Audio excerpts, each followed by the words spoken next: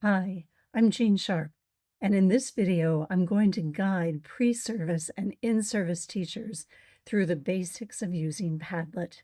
Padlet is an interactive, customizable online tool for collaboration, organization, and brainstorming. With Padlet, you can create interactive and engaging digital content in a few easy steps. Students can post diverse media formats such as text, images, audio, video, and links. They can even post screencasts and drawings to Padlet, and as a teacher, you can fully customize the settings to best fit the needs of the students in your classroom. While Padlet is a very easy program to use, it's actually incredibly dynamic. Padlet offers multiple applications in education, including brainstorming and ideation, collaborative learning, collecting research materials, facilitating classroom discussions, providing peer feedback, and encouraging active participation and engagement with course materials and topics centered around a common theme. In this video, we will learn how to make a collaboration board. To get started, go to Padlet.com and sign up for a new account. Select one of the login options and create a password. Padlet offers several plans, including a neon version, which is free, a gold version, and a platinum version. The difference between these versions is the number of Padlets that you may have running at the same time, as well as the overall storage space available.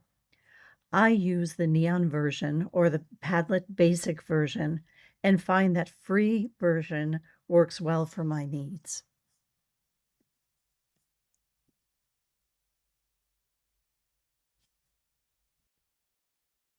Once you have signed into Padlet, you will see the dashboard, which is where your Padlets will live.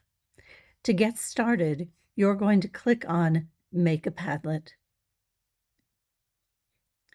Padlet offers unique and creative templates for walls, including traditional walls, streams, grids, shelves, maps, canvases, and timelines. Since this video is about the basics, I'm going to select Wall and set up a Padlet wall.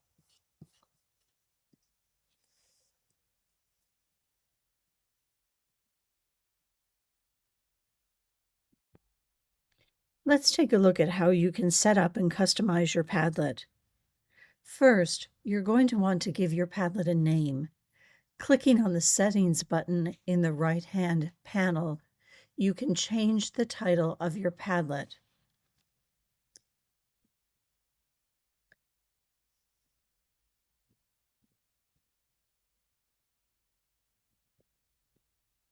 You can also add a description for your Padlet or some direction for your students. I have done that on my saved Padlet, and I'll show you that in a moment. Then you can customize the wallpaper. For our theme, the brick wall doesn't look appropriate, but Padlet has a variety of colors, gradients, textures, and patterns, as well as pictures for you to add in your background. Since our collaboration board is about winter activities, I'm going to choose something that looks cold and somewhat icy for our background and save that. Let me share with you what the Padlet that I've set up already looks like. And here is the description line. What winter activities do you enjoy? Our canvas is now set up and we can add content to our wall. There are many ways to post on your Padlet. You can click on the plus button, which gives you the option to find media elements to add to your wall. There are a variety of options, including uploading, linking, using your camera, searching for images, and more. Given that our collaboration wall is about wintertime, we're going to search for a picture on sledding. And there are a number of options for us. We select an image and we click publish. But let's first add a title and a caption.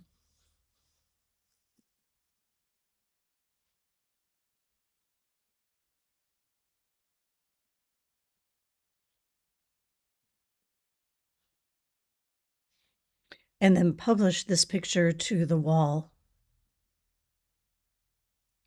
In addition, we can double click on the canvas and simply add text. So for example, if we want to say that one of the summer activities we enjoy is playing board games with our family, we can type in our title and then add a description of the activity.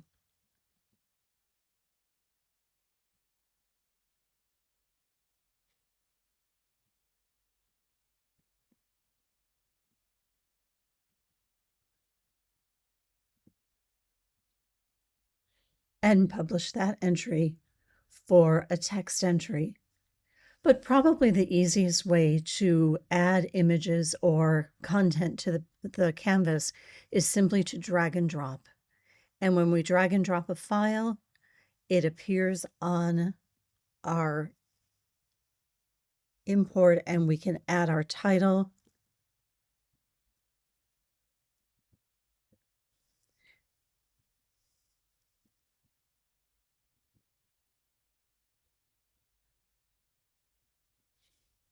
And publish as well. So lots of easy ways to get your content on the page. I have added more posts to our Padlet so that I can share with you what you as a teacher will want to set up for your students. In the right-hand panel, there are a number of choices for you. If you click on Settings, and there are several ways to get to this, I want to be sure that you know how to turn on and off certain features. For example, you can turn on the feature of the author and the timestamp if you want to see who has posted each of the comments to the board. You can also have students sign in to create a free Padlet account and then have their name included. Most teachers like to have attributions turned on. Another feature that you're given the option to turn on and off is comments. If you turn on comments, this is one of the most powerful aspects of Padlet, is that ability for students to communicate with each other about the work that they're sharing. If you agree, turn comments on, and underneath each box, each posting, students will be able to add a comment.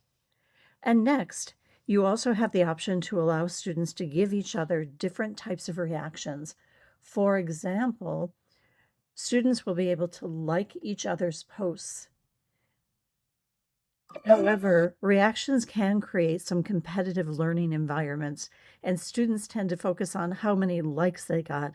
I encourage you to determine how this setting supports your learning culture and don't hesitate to turn it off.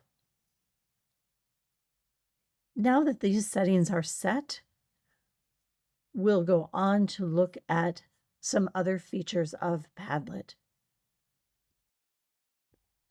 Depending on the intent of your Padlet, one more setting that I recommend turning on is to require approval before something gets posted to Padlet. To set approvals, you click on the Settings or cog wheel and scroll over to Content. The feature here is moderation, and it's currently set to none. If you change this to manual, Basically, after a student posts, it's not going to show up for the rest of the class to see until a teacher approves it.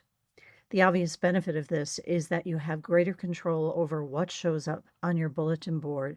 However, you must monitor and approve posts regularly, or Padlet loses some of its impact because the benefit is allowing students to be able to see each other's responses in real time. For that reason, I do not recommend using this setting for brainstorming purposes.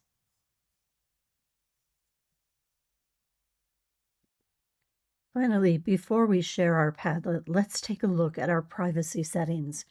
Those can be found, again, in the right-hand navigation panel.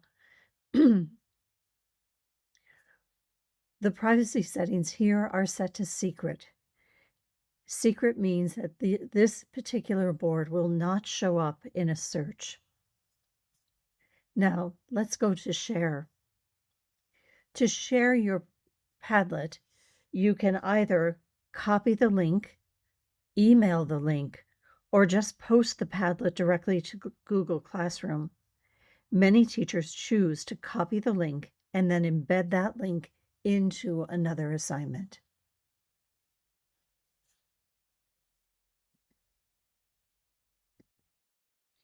I have pasted our link into a new browser window so that you can see what this looks like from a student viewpoint.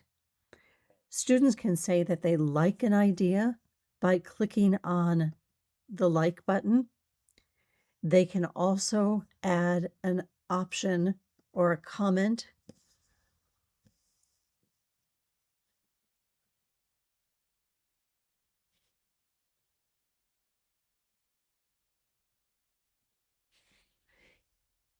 And save that as well.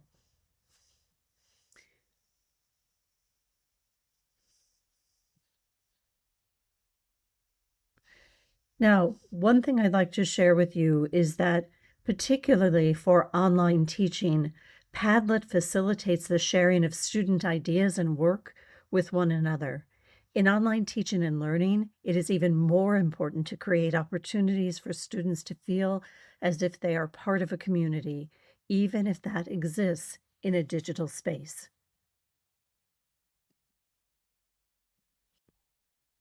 Padlet is a versatile and incredibly dynamic tool.